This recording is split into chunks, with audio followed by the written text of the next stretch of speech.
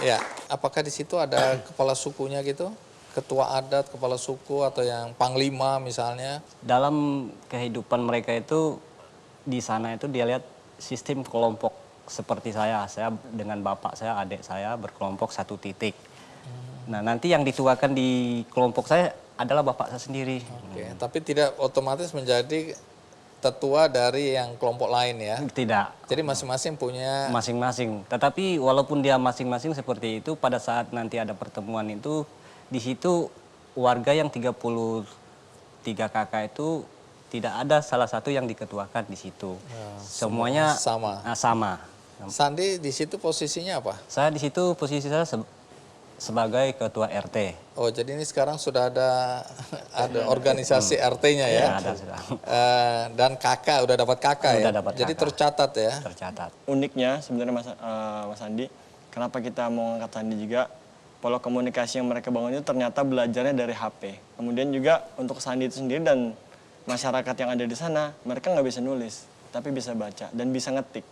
Nulis nggak bisa tapi. Oh, jadi karena anak-anak ini nggak sekolah ya? Nggak Ya, sekolah. Nggak ada sekolah, tapi nggak disekolahkan juga ke Iya, kota. nggak disekolahkan juga. Tadi sorry, karena mertuanya dan istrinya atau siapa yang nggak setuju anaknya sekolah? Istrinya, Kenapa? mertuanya.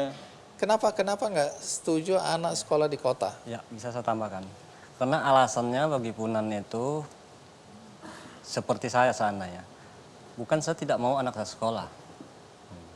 Tapi karena saya tinggalnya di hutan dan memilih untuk tinggal di hutan, sekaligus rasanya untuk saya itu menjaga hutan saya. Meskipun hutan saya itu dalam pengakuan pemerintah itu hutan pemerintah. Tetapi saya merasa itu hutan saya juga. Karena turun-temurun Karena turun-temurun saya memang tinggal di 8.000 tahun hutan yang itu. lalu sudah ada di situ. Sudah ada kira-kira di situ. Ya.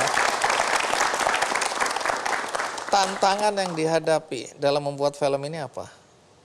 Jarak tempuh sih, sama adaptasi untuk kita hidup di sana. Karena memang kita harus bawa bahan logistik dari kota buat sampai ke sana dan untuk bertahan hidupnya kita menyesuaikan dengan mereka di sana. Karena kita nggak mungkin juga nuntut sesuatu yang kita biasa konsumsi ya. Kayak misalkan, ya udah kalau misalkan kemarin kita beli air juga lumayan jauh dan itu memakan biaya lagi. Kemarin kita sempat kehabisan logistik ya. Untuk air tuh ya kita nggak Kalian lihat sama mereka. berburu dong. Nah, sebenarnya mereka itu berburu. Hutannya udah sempit. Iya. Hutannya udah sempit ya. Jadi- Nanti ketemu itu lagi. Sandi aja kadang merasa kesulitan ya saat berburu.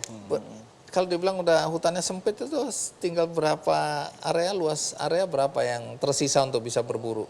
Nah, kalau abang menanya itu saya nggak tahu pengukuran berapa. Yang pastinya yang tadi warga kita jalani mencukupi sampai 5-6 hari, sekarang udah nggak cukup sebegitu. Paling 1 atau 2 hari udah Sudah di pinggir udah bertemu lahan sawit dan perusahaan sebagainya. Padahal dulu 6 hari belum dapat apa? belum habis. Oke, itu ukurannya ya. Itu ukurannya. Jadi di sana tidak ada sekolah, tidak ada guru, listrik tidak ada Nggak juga. listrik, air nggak ada juga. Ada air sungai sama air hujan. Oke, air bersih dapat dari mana? Kalau di sana itu boleh dikatakan kita ngambil dari sungai yang mengalir aja. Bukan boleh dikatakan, memang ambil air dari sungai mengalir. sungai mengalir. Nah, maka itulah faktornya tantangan kehidupan dan ancaman bagi kelompok Punan Batu ini. Kalau sungai ini tercemar, matilah. Nggak Katakanlah begitu kalau masih mengandalkan air sungai. Ya. Ya, ini ekstrim lah ngomongnya. Karena apa ya? Oke. Kalau perusahaan itu di setiap sudut-sudut hulu-hulu sungai dikatakan otomatis Ya. keruh atau lumpur itu jatuhnya ke sungai. Jadi ini sumber kehidupan yang mulai terancam Yang juga mulai ya. terancam, bukan mulai terancam, sudah terancam. Sudah terancam. Oke, sudah dirasakan Sudah sekarang. dirasakan. Kalian kan menceritakan juga tentang masuknya teknologi Ya. ke dalam suku yang termasuk tadinya tertutup, tertinggal ya. Jadi apa yang kalian lihat dengan masuknya teknologi ini? Sejak kapan teknologi masuk ke suku Punan Batu ini? Kalau saya ngelihatnya Bang Andi, mereka kan masih menerapkan cara hidup prasejarah tuh, berburu dan meramu. Jadi terlalu melingkah sekali mereka. Sedangkan kita ngikutin zaman menulis, membaca, masih ada analog lah. Mereka tuh melangkah kayak interstellar. Begitu terbuka langsung teknologi udah berkembang teknologi seperti masuk. sekarang. Kaget-kaget lah ya. Itu sih, sumber informasi juga minim, mereka dapatkan hanya dari gadget. Jadi Apa dampak positifnya dulu? Apa dampak positifnya dengan masuknya teknologi modern ke sana? Untuk dampaknya yang pasti ya dari segi positifnya mereka bisa berkomunikasi dengan orang luar dengan bahasa Indonesia yang baik, dan kita sempat nanya, Bang Sandi belajar gimana? Kalau kita orang normalnya ya, bukan berarti mereka nggak normal, mereka lebih hebatnya daripada kita. Jadi mereka nggak belajar kakak, mu, kamu, nggak gitu dia. Jadi belajar langsung kalimat gitu ya Bang Sandi. Dan juga dan mereka juga kita sempat tanya, Bang Sandi orang sini tahu nggak sih bahasa Indonesia yang nggak baik? Tahu. Jadi kita selama di sana 7 hari kita di sana sama mereka, kita nggak dengar komunikasi mereka memang benar-benar bahasa Indonesia yang baik dan benar. Kita nggak pernah ngedengerin kata-kata bahasa Indonesia yang jelek.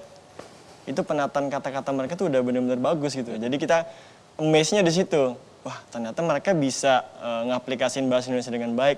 Bisa kita lihat sendiri kan Bang Sandi ngomong juga orang nggak percaya. Ini bener nih orang tinggal di hutan. Bagus sekali, tata bahasanya juga bagus. Nah, itu kita kagetnya di situ kemarin. Relatif sudah terbuka, sudah maju ya. Ada beberapa suku di Indonesia juga yang masih tertutup ya, terlalu jauh tempatnya dan memang masyarakatnya menutup diri ya. Tapi ini relatif suku Punan Batu ini sudah membuka diri. Cuma karena kondisi dan situasi di desa mereka aja ya, tadi nggak ada sinyal, kemudian ada kebutuhan berburu, terus kemudian mungkin ada pamali-pamali itu apa artinya pantangan-pantangan kalau anak sekolah ke kota begitu ya. Pantangan yang nomor satunya itu Bang Andi, kalau untuknya di kelompok Punan Batu Sajau Unau itu bukan dia nggak mau anaknya sekolah.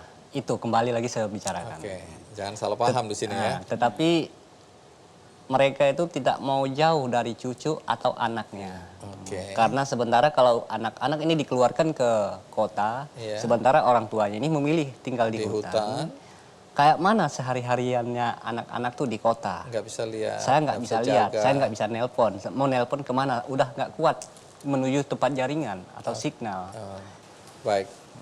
Tapi yang senang sudah memanfaatkan BPJS Kesehatan lah ya. Artinya ini ada bantuan pemerintah yang diberikan pada suku ini juga. Atau fasilitas yang disediakan pemerintah yang dimanfaatkan oleh suku Punan Batu. Nah terakhir ini, pesan moral apa sebenarnya yang kalian mau sampaikan melalui film kalian? Pesan moralnya sih ada nilai-nilai yang perlu kita pelajari dari orang-orang Punan Batu. Sandi ini hanya sebagian frame kecil dari orang-orang Punan Batu yang lainnya di dalam. Sandi udah modern, Sandi udah settle, tapi bagaimana dia berupaya dan berusaha agar tetap di hutan, tetap menjaga populasinya, menjaga masa depannya itu melalui anaknya. Itu bagaimana tetap menjaga hutan itu, Bang. Kita juga berharap dari film ini semua orang yang menonton dan mungkin tahu ceritanya bisa membantu dalam hal apapun dan bisa membuka mata mereka untuk kedepannya, bahwa seperti yang Sandi bilang tadi, ini mungkin 6 tahun atau 5 tahun ke depan kita nggak bisa jamin kehidupan mereka. Karena kehidupan mereka ada di hutan. Ketika mereka memang udah kehabisan hutannya, mereka mau makan apaan kayak gitu. Dan juga kita bisa pastiin film kita kalau memang nyatanya dinilai nggak laris atau nggak laku, kita bisa pastiin bahwa film ini sangat penting buat mereka dan untuk teman-teman yang lainnya. Setuju. Baik teman-teman, mudah-mudahan siapapun yang menonton ini dan melihat atau menemukan kembali cuplikan dari wawancara ini atau cerita ini, sebarkan sebanyak-banyak mungkin supaya masyarakat tahu ada persoalan, pemerintah tahu ada persoalan, dan persoalan itu bisa diselesaikan, ya. Amin. Baik, terima kasih Sandi, terima kasih Gino, terima kasih Rohel, ya. Baik, film berikutnya bercerita tentang seorang penyandang disabilitas, tunanetra, yang mungkin karena keunikannya itulah film ini dibuat, yaitu dia pereview gadget di YouTube. Dia adalah YouTuber, tapi tidak bisa melihat. Bagaimana ceritanya? Ikuti terus Ki Candy. Jadi kehidupan mereka itu penuh dengan canda. Jadi jangan sekali-sekali kita merasa, aduh kita harus mengasihani mereka. Begitu, Fakhri? Iya benar. Jadi kamu tidak minta dikasihani kan? Hah? Ya dikasih nasi boleh sih.